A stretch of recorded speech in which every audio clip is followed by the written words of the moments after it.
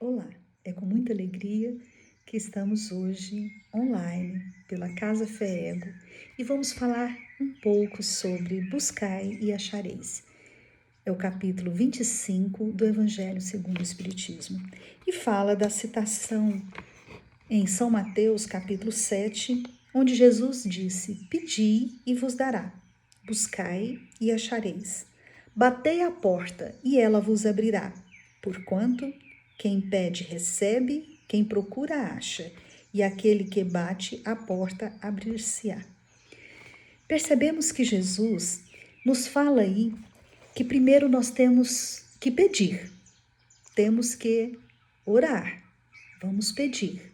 Depois nós temos que ter a vontade de buscar, sair do nosso comodismo, sair da posição em que estamos para buscar e depois agir, bater a porta, que ela vai se abrir. Mas que porta é esta? Será que sabemos pedir? Será que estamos preparados para bater a porta do Senhor para Ele nos abrir? A humanidade estava num momento muito diferenciado de tudo que foi proposto pelo Mestre, porque estávamos vendo e acompanhando as pessoas a se tornarem vitrines de luxo. As pessoas sendo, na verdade, o ideal de corpo, o ideal de alimentação, o ideal de exercícios. Então as pessoas estavam expondo e fazendo com que elas fossem referência. Isso foi fazendo com que um exército de pessoas começassem a se vestir igual, a alimentar igual, como se fossem tribos. E aí a gente lembra do maluco Beleza, que teve um sonho que de repente toda a terra parou e que as pessoas decidiram que não iam sair de casa. E assim aconteceu. Há 5 meses atrás, todos nós fomos para casa. E começou então um novo aprendizado. Ouvi muitas pessoas dizendo: o que vai acontecer? Sairemos deste mundo melhores. Sairemos deste mundo mais fortes, mais evangelizados. Será? Será que nós não vamos procurar fugir pelo ralo da internet novamente? Pelo ralo da mídia? Ou usaremos ela ao nosso favor? No livro Viagem Espírita, Kardec faz um alerta. Esse livro foi traduzido, creio que, se não me falha a memória, o Wallace que traduziu esse livro. E Kardec nos fala o seguinte, que vai chegar os tempos em que as pessoas terão tanto aprendizado intelectual e que será necessário começar a prática. Porque somente a prática da caridade, do amor, do perdão, da quebra de orgulho poderá levar, não espírita, mas levar a humanidade a um planeta melhor. Será que nós estamos passando por essa transição e ao acabar tudo, estaremos em um mundo melhor? O que é um mundo regeneração? Não vai existir mais maldade? O mal não vai mais bater a nossa porta? Não é bem assim. Nós temos que aproveitar esses momentos que estamos internos no nosso lar para interiorizar-nos, para procurar a melhoria em nós, procurar as nossas dificuldades, não simplesmente colocar elas num quarto escuro de castigo, porque não conseguiremos deixá-las escondidinhas. Na verdade, as nossas dificuldades têm que ser por nós vistas e nós temos que domá-las e ficar com elas, porque são as nossas dificuldades vencidas que irão fazer com que nós melhoremos a nossa forma de agir. É somente através do conhecimento do que eu sou, É somente através do conhecimento do que eu posso fazer e por que que eu perco a razão, por que que eu me irrito, por que que eu de repente desconheço o que sou, que fará com que eu possa dominar e ficar com ela aqui, como se fosse algo me puxando e me lembrando sempre. Isso você tem que vencer. Então, observemos, irmãos, que na verdade, no mundo de regeneração, a maldade não vai prevalecer. Ela vai continuar ainda, mas não vai prevalecer. Em outra etapa, a terra ficará será um mundo só de bondade, realmente, sem a maldade, sem a cupidez, sem o orgulho. Mas por enquanto, ao passarmos para a regeneração, nós iremos encontrar sim as nossas dificuldades mais vencidas, enfraquecidas. E isso é que nós temos que trazer para a nossa realidade, para aqueles que estão ao nosso redor. Lembrar que nós temos que ser fiel a Deus, à doutrina espírita, temos que ser fiel a nós mesmos em todos os momentos. E ser fiel a Deus e a nós é nós sabermos que a maior responsabilidade da nossa vida é com a nossa alma, é com o nosso espírito, é com o projeto que eu um dia me inscrevi para estar aqui. Projeto de filha, de mãe, de amiga, de espírita, de trabalhadora, projeto de ser humano para ser um homem de bem. Homem, não sexo, mas o homem ser humano. E para isso, nós temos que trabalhar diariamente, constantemente. Lembrar que temos várias e diversas formas de servir a Deus. E uma delas, e podemos dizer a chave de ouro, é amar a Deus sobre todas as coisas e ao próximo como a si mesmo. Joana de Cusa quis servir a Deus. Chegou para Jesus e disse: Senhor, o que eu quero é isso e meu companheiro não aceita. E eu quero agora segui-lo para servir. E Jesus disse assim a Joana: calma, Joana. Volte para o seu lar. Está lá no livro Boa Nova, de Humberto de Campos. Acalma teu coração. Volta para casa e ama o teu esposo como se fosse seu filho. E ser fiel. E ela foi. Cuidou de Cusa. Teve várias dificuldades. Cusa perdeu tudo que tinha. E Joana ali firme ao lado dele e do filho. Ficou viúva. Aí teve mais liberdade de servir a Jesus. Perseguida, foi colocada, amarrada junto com seu filho num poste infame para ser queimada. E o filho gritava de pavor: mãe, me salva! E os homens lá embaixo com as tochas na mão, já pronto para ali acender a fogueira. E ela olha para o filho e os homens diz: abjura, abjura, mulher, abjura do teu Cristo, porque assim você poderá descer daí. E ela silenciosa, e o filho já sentindo a dor e vendo ao lado já pessoas gritando com o fogo lhe queimando a carne, apavorado grita: mãe, abjura, nós já perdemos, abjura Jesus, mãe. E ela então olha para o filho e fala: cala-te, meu filho, cala-te. E lembra de Maria vendo Jesus na cruz. Lembra de Maria conformada ao ver o filho sendo crucificado. Ela fala: cala-te, meu filho. Vamos servir, vamos ser fiel.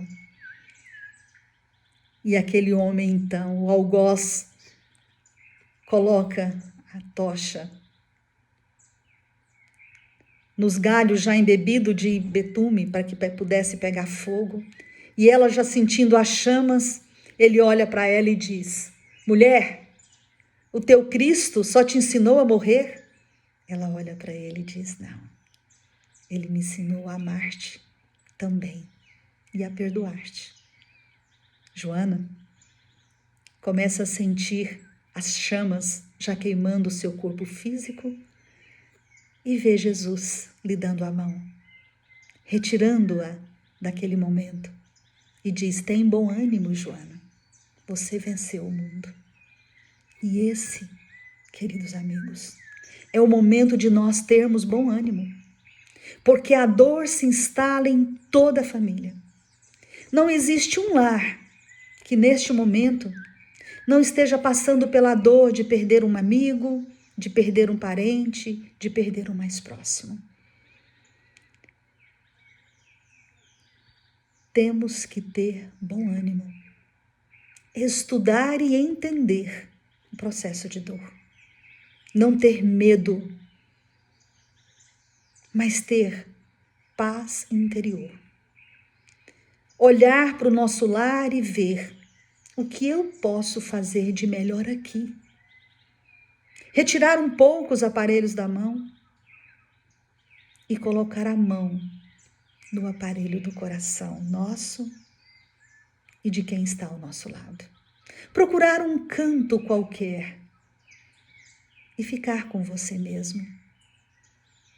Lembrar que temos na doutrina espírita Joana de Ângeles, que nos chama para o autodescobrimento, nos mostrando que a chave de ouro é nós procurarmos nos entender para entender o próximo.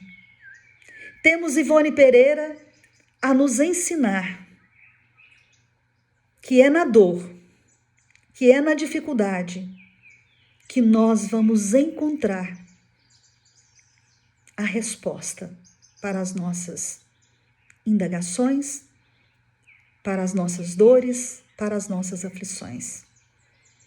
Temos em Jesus que, como um irmão mais velho, senta e nos conta a história, para que nós possamos nos sentir personagens de cada história. A história do homem caído, em que temos que nos vestir de bons samaritanos e levantá-los. Às vezes é o pai, é a mãe, é um amigo, é um grupo de oração que levantam um caído mesmo à distância.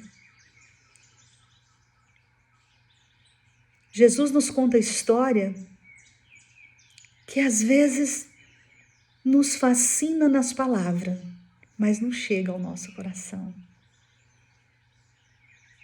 Quem de nós deixa tudo que tem e vai seguir Jesus? Deixa os mortos enterrar os seus mortos, para se recolher e orar. Que dia que nós pensamos que isso ia acontecer? Um parente próximo e nós não podemos, morre e nós não podemos velar, abraçar. Temos que deixar que aquele que está morto de dor o enterre sozinho. O que fazemos nessa hora? Deixar que eles enterrem e recolher para conversar com Jesus. Sermos naquele momento escudeiros à distância. Ser naquele momento o amigo à distância. Chamar Jesus para bem próximo de nós e fazer dele a ponte de luz para que possamos abraçar o amigo ou o parente que parte. Dói muito, mas é hora da gente realmente recordar Jesus. Quem diria, como diz o próprio Allan Kardec, nesse livro Viagem Espírita, que uma criança, quem diria que uma criança sem coroa, sem dinheiro, sem título, nascida num estaleiro. No estaleiro não, desculpem. Nascida no campo, num estábulo, em meio a animais, iria dominar o mundo. Iria ser rei realmente. Que suas palavras, que nem foram escritas por ele, chegaria aos dias de hoje e seria para nós um mapa de amor, de fraternidade. Seria para nós um condutor da nossa transformação moral. Penso aqui que é hora de nós realmente começar a falar para as pessoas do Cristo. Porque as igrejas foram fechadas, os templos foram fechados, mas em cada lar houve mais oração. Em cada lar, apesar da dor, houve mais o chamamento para o amor e para Jesus. E o maior chamamento que nós temos hoje é o chamamento para sermos mais humildes. Eu lendo um livro ontem, que não é um livro psicografado, mas com certeza é um livro intuído, em que Lucas diz, é o médico dos homens e das almas, em que Lucas diz assim: quanto menos se tem, mais liberdade nós conseguimos. E isso é verdade. Porque os bens nos aprisionam. O poder nos aprisiona. Tudo é motivo para que nós possamos ficar presos ao materialismo, presos a desejos e a necessidades. Que esses dias em que nós ficamos recolhidos, nós possamos entender que a liberdade está diretamente ligada ao menos possuir. Isso não é voto de pobreza, não é voto da gente falar, então não posso usufruir, não. O próprio Evangelho diz que o homem tem direito a usufruir de tudo aquilo que ele construiu pelo trabalho. Mas, na verdade, é um despertar para os desejos exorbitantes, para a busca fora, exterior. Você veja que os pais hoje estão tendo dificuldades porque eles têm que acompanhar os filhos nas aulas. Então, às vezes, é momento de refletirmos. Quantas vezes eu sentei ao lado do meu filho para ensinar? Ou deixei tudo para a escola? É momento de refletir. Será que ele tem que ter tantas atividades, aprender tanto em tenra idade, para que eu possa ter mais tempo? Tempo para quê? O que realmente vale a pena? Que nós possamos repensar e dedicar um pouco mais àqueles que nós escolhemos para viver, para conviver, porque estamos na família que precisamos e que escolhemos. Temos a sogra que escolhemos, a mãe, os cunhados, os irmãos, os filhos. E se eles estão conosco, a responsabilidade de bem viver é nossa. Castro Alves, no livro Parnaso Além Túmulo, tem um poema lindo que chama Marchemos e diz assim: há mistérios peregrinos nos mistérios dos destinos que nos fazem renascer. Da luz do Criador nascemos, múltiplas vidas vivemos, para a mesma luz volver. Esse é o primeiro parágrafo. O restante fica tarefa para casa, para vocês procurarem. Há mistérios peregrinos nos mistérios dos destinos. Realmente o nosso amanhã é um mistério. Quem no Réveillon de 2019 Pensou que 2020 ficaríamos 3, 4, 5 meses sem ter a vida normal, 5 ou mais. Que nossos filhos não iriam para as escolas, que os nossos pais iriam ser separados de nós. Quem de nós pensamos que não veríamos os nossos netos, não os abraçaríamos? Há destinos, há mistérios peregrinos nos destinos que nos mandam renascer. Da luz do Criador nascemos. E para a mesma luz vamos voltar. Que lembremos disso. Nós não levaremos desta vida bagagens de coisas materiais. Mas levaremos sim a luz que conseguiremos reacender em nosso ser. Múltiplas vidas vivemos, como diz Castro Alves. E nessas vidas que vivemos, o nosso perispírito carrega essas camadas, esses plugs de acertos e desacertos nas diversas reencarnações. Por isso é que, de repente, nós assustamos com as nossas reações. Ou, ao lermos a doutrina espírita, que nos fala em transformação moral, de repente, nós falamos, nossa, mas eu estou agindo assim, eu estou pensando assim, não posso, pode. Porque aqui em nós tem os plugs de diversas e diversas reencarnações em que vivemos e já erramos, já falimos e já acertamos também. Por isso que, de repente, uma imagem, um filme, uma música, um grupo de amigos nos leva a um desequilíbrio ou a um insight e nós nos sentimos diferentes.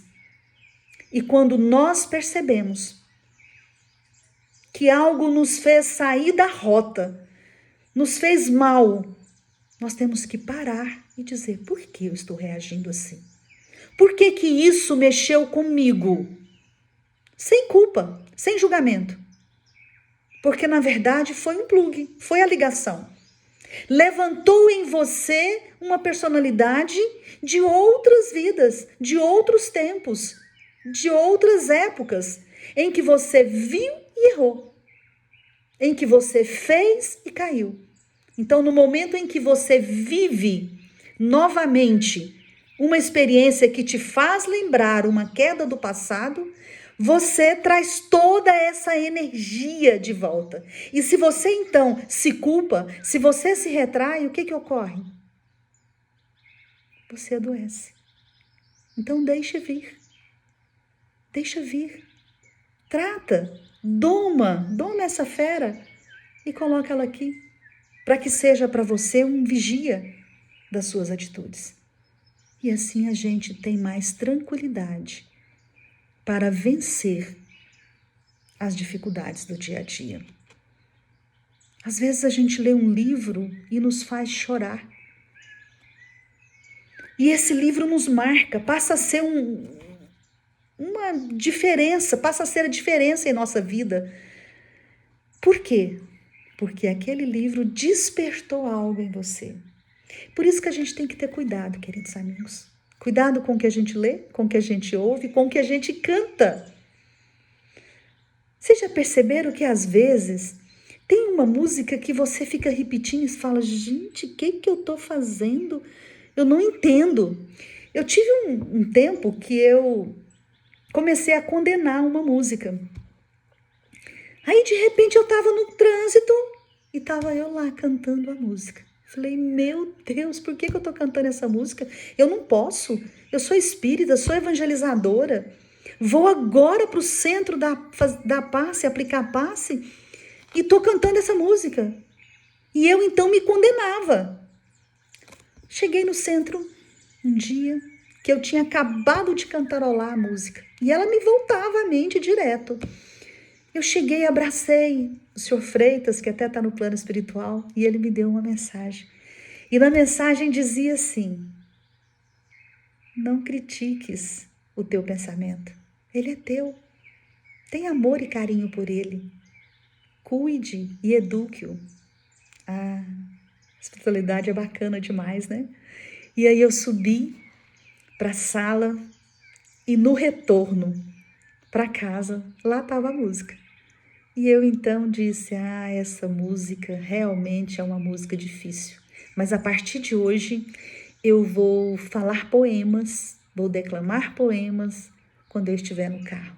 E aí comecei a declamar poema e cheguei em casa, pensei, essa música deve mexer com uma personalidade lá do passado, uma cortesã que eu fui. Mas na época era o que o melhor eu poderia ser. E se Deus me deu a alegria do esquecimento, é porque agora eu possa, para que agora eu possa cantar outras músicas e parar de criticar quem ainda precisa deste tipo de música. Às vezes quem canta, quem compôs, quem põe os filhos para dançar, é na verdade pessoas que ainda não conhecem, que a semente que eles têm na mão são só essas. E eu já passei por isso. Então a minha obrigação é amá-los e cantar o que realmente me faz bem. E aí eu parei de criticar, porque eu criticava até em palestras, parei de criticar aquela música específica e deixei que a cortesã pudesse aprender poesia, aprender boas músicas. Passei então a sempre que eu saía de casa trazer comigo Cassimiro Cunha, num poema que eu falo sempre e gosto de repetir, que veio pelas mãos de luz de Chico Xavier, que diz assim: o trabalho é a lei da vida, auxiliar é dever, alegria de servir é a glória de cada ser. Observe a natureza, servindo a todo instante. O mundo é uma sinfonia de doação permanente. O sol gerando energia, luz do Senhor a brilhar, é a força da criação servindo sem descansar. O mar gigante agitar-se em primitivos lamentos é o servidor do equilíbrio dos terrestres elementos.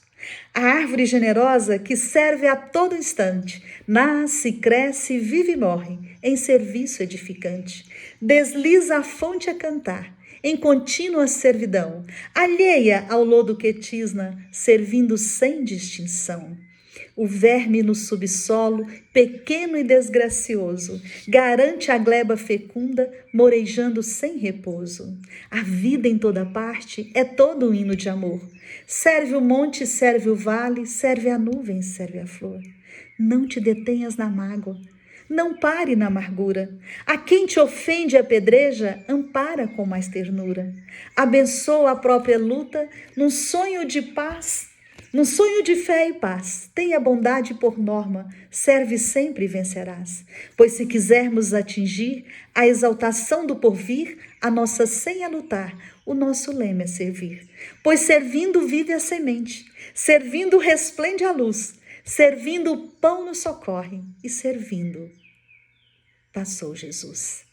Que nós possamos, neste momento da pandemia, servir Jesus mais do que nunca, servir a nosso espírito, fazendo com que a nossa transformação moral melhore tudo que está ao nosso redor, ouvindo os pássaros, olhando a natureza, olhando a beleza do céu e a certeza de que tudo isso vai passar.